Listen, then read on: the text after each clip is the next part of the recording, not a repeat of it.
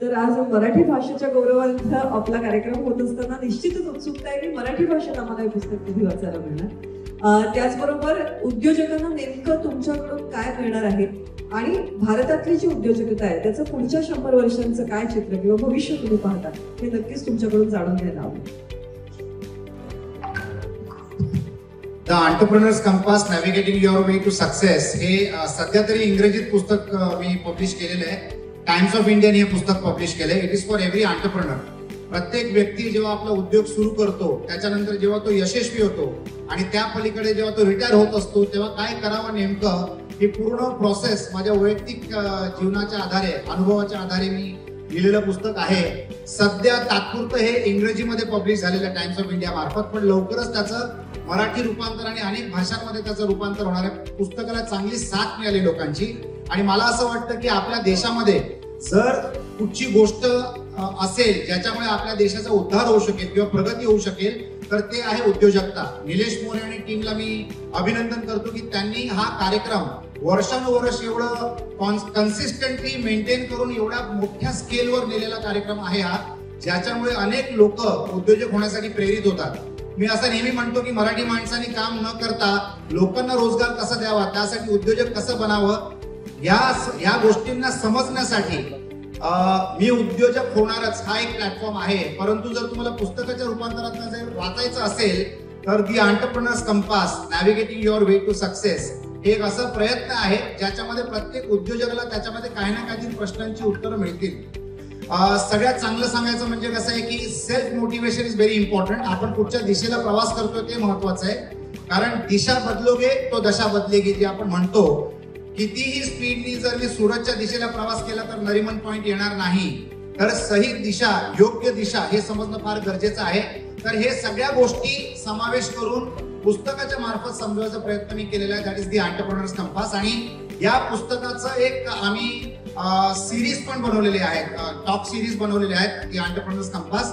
सज्जाद डेलाफ्रोज नावाचा एका इराणी ऍक्टरनी या कार्यक्रमाला स्वरूप दिलेलं आहे आणि it is on the YouTube, तुम्ही पाहू शकता.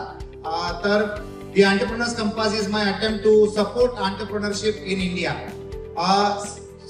जो तुम्ही प्रश्न मला विचारला की पुढच्या 50 ते 100 वर्षामध्ये भारतामध्ये काय होणार आहे, तर मी हे फार अभिमानाने सांगू इच्छितो की चायनाची जी प्रगती झालेली मागच्या 100 वर्षांमध्ये तशी प्रगती भारत देशाची होणार आहे पुढच्या 50 वर्षामध्ये.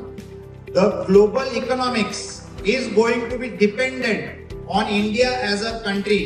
जो आपला दुर्भाग्य मानला जायचा पॉप्युलेशन, तीच आज आपली सगळ्यात मोठी ताकद झालेली आहे. आणि मला असं वाटतंय की प्रत्येक जगातल्या प्रत्येक नागरिकाला म्हणजे जगातल्या प्रत्येक नागरिकाला भारताबरोबर काय ना काहीतरी करायचंच आहे. Every 6th human being on planet earth is an Indian. आणि ती आपली कमजोरी नाही, ती आपली ताकद आहे. The company which wants to make the road, the company that wants to sell the car will make the road. म्हणून आपण बीओटी नावाचे कॉन्सेप्ट ऐकतो, बिल्ड ऑपरेट अँड ट्रान्सफर. तर मला असं वाटतंय आणि आपल्या प्रधानमंत्रीची स्कीम आहे की पुढच्या 5 वर्षामध्ये 100 लाख कोटी हे इंडियन इकॉनॉमीमध्ये इन्व्हेस्ट होणार आहेत, ज्याच्यामध्ये 20 लाख कोटी is going to be in the infrastructure sector.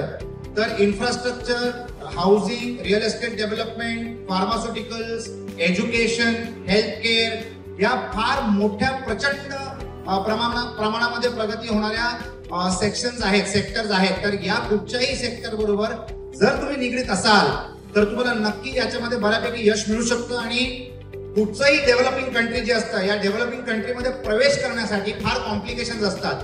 त्या कॉम्प्लिकेशनचा फायदा लोकल नागरिकांचा असतो. कुठच्याही देशातल्या कंपनीला भारतामध्ये जर यायचं असेल तर त्यांना लोकल पार्टनरशिप करणं महत्वाची असते. फॉर एक्झाम्पल जर मर्सिडीजला इंडियामध्ये लॉन्च व्हायचं होतं तर त्यांना टाटाचा सहारा घ्यावा लागला. टोयोटाला जर इंडियामध्ये स्थापित व्हायचं होतं तर त्यांना किर्लोस्करचा सहारा घ्यावा लागला.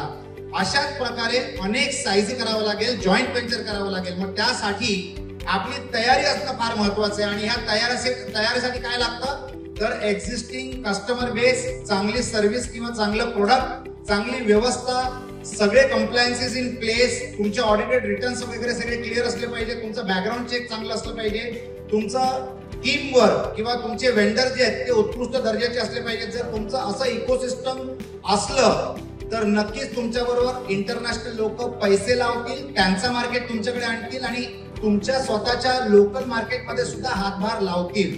तर अशा प्रकारे येणारे दिवस जे आहेत ते भारत देशासाठी सुगीचे दिवस आहेत. आपण डोळ्यात तेल घालून या क्षणाची तयारी ठेवली पाहिजे. ऍट एनी गिव्हन पॉइंट जर तुम्हाला एक डोरबेल वाजली तर कदाचित that must be a new opportunity in your growth और in your journey of being an entrepreneur. तर मला असं वाटतंय की it is going to be a phenomenal next 50 years for India. आणि हिंदुस्थान आपला देश जो आहे हा अकलेच्या जोरावर आणि पॉप्युलेशनच्या जोरावर इकॉनॉमिक सुपर पॉवर बनणार आहे पूर्ण विश्वामध्ये. आणि त्याच्यामध्ये आपला पण खारीचा वाटा का असे ना, पण आपण त्याच्यामध्ये सहभागी असो. आपली तयारी असणं अत्यंत महत्वाचं आहे. प्रत्येक उद्योजकाला मी एकच गोष्ट सांगेन की आपली इकोसिस्टम स्ट्रॉंग ठेवा. इकोसिस्टमचा अर्थ असा असतो की आपण इतर उद्योजकांना प्रोत्साहित करणं फार गरजेचं आहे, म्हणजे ते देखील तुमच्या साथीला साथ देतील आणि तुम्हाला मोठं करतील. Growth is a collaborative effort. आपण कधीच एकटे मोठे होऊ शकत नाही. तर growth is a collective effort. 5 क्षेत्रांवर आपल्याला लक्ष टाकणं फार गरजेचं आहे. सगळ्यात प्रथम म्हणजे आपले भागीदार असतं आपल्या देशाचं सरकार. Having compliances in place is critically important. तुम्हाला कम्प्लायन्सेस इन प्लेस असणं गरजेचं आहे. तुमचं वेंडर मॅनेजमेंट स्ट्रॉंग असलं पाहिजे, तुमचं टीम मॅनेजमेंट स्ट्रॉंग असलं पाहिजे, तुमचं कस्टमर मॅनेजमेंट स्ट्रॉंग असलं पाहिजे आणि तुमचं शेअर होल्डर मॅनेजमेंट असणं अत्यंत गरजेचं आहे.